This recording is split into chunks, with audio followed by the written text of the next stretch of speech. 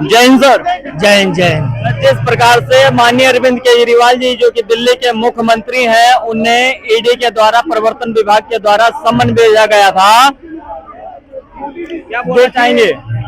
केजरीवाल जी अभी अपना इलाज कराने के लिए गए हैं और ईडी के द्वारा सम्मन जो भेजे गए हैं वो भी है कानूनी प्रक्रिया। कानूनी प्रक्रिया का मैं इतना जानकार नहीं कि वो गए क्यों नहीं गए।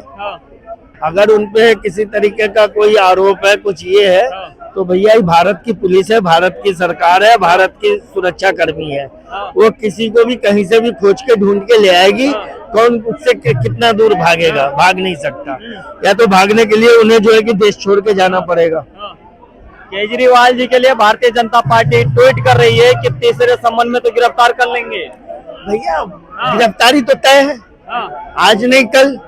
केजरीवाल जी की गिरफ्तारी तो तय है भैया। जो जितनी जल्दी ऊपर उठता है उतनी ही जल्दी वो नीचे गिरता है, उतनी ही जल्दी वो नीचे गिरता है। जिस प्रकार से आप बोले गिरफ्तारी तय है, उसी प्रकार से भारतीय जनता पार्टी के बड़े बड़े नेताओं का ट्वीट आ रहा है, बड़े बड़े नेताओं का पोस्ट आ रहा है।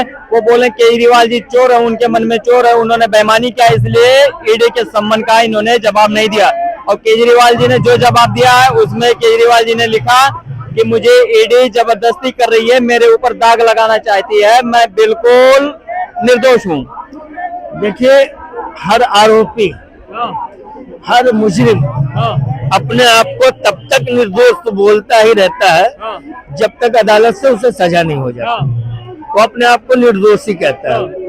तो केजरीवाल जी की जब अपने ऊपर एक कट्टर ईमानदार का टैग लेकर के घूमते हैं, उनके नेता, उनके मंत्री, उनके सारे कार्यकर्ता घूमते हैं, तो फिर इन्हें पुलिस और पुलिस की जांच से डरना क्या?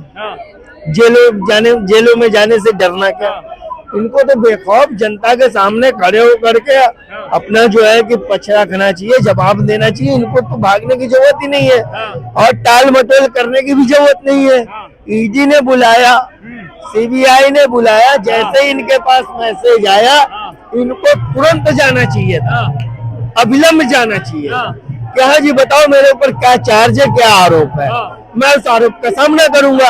एक ईमानदार व्यक्ति, और वो भी कट्टर ईमानदार व्यक्ति, वो डर के भागता नहीं, वो डर करके पहले कोई एप्लीकेशन नहीं देता, पहले कोई अर्जी नहीं देता, वो सामना करता है अपने ऊपर लगे आरोपों का और सीना चौड़ा करके सामना करता है। लो जी भाई मैं सामने खड़ा हूँ, आपके ऊपर जो चार्ज है, जो हमने अपराध किए, आप उसे बिना बताओ यदि हमारे अपराध संगीन है, गिरफ्तारी योग्य है, तो मुझे गिरफ्तार करो। बाकी जो अदालत में हम अपना केजरीवाल जी बोलते हैं भाजपा सिर्फ मुझे परेशान कर सकती है, परास्त नहीं कर सकती। देखिए मैं केजरीवाल जी के लिए एक बात कहूंगा कि आप जो भाजपा भाजपा भाजपा भाजपा जो आरोप लगा रहे हैं, भाजपा एक सरकार है, न कि वो कानून व्यवस्था है, वो सरकार है। देश में हमारे जो कानून व्यवस्था है, न्यायपालिका है, न्यायपालिका इस सरकार से बिल्कुल हट करके है, वो किसी के अधीन नहीं है, किसी के बस में नहीं है कि वो न्यायपालिका उसकी सजेशन में काम करे। तो न्यायपालिका और आरोपों का, आपने किए अपराधों का आप खुल करके सामना कीजिए। आप भारतीय जनता पार्टी पे आरोप क्यों लगा रहे हैं?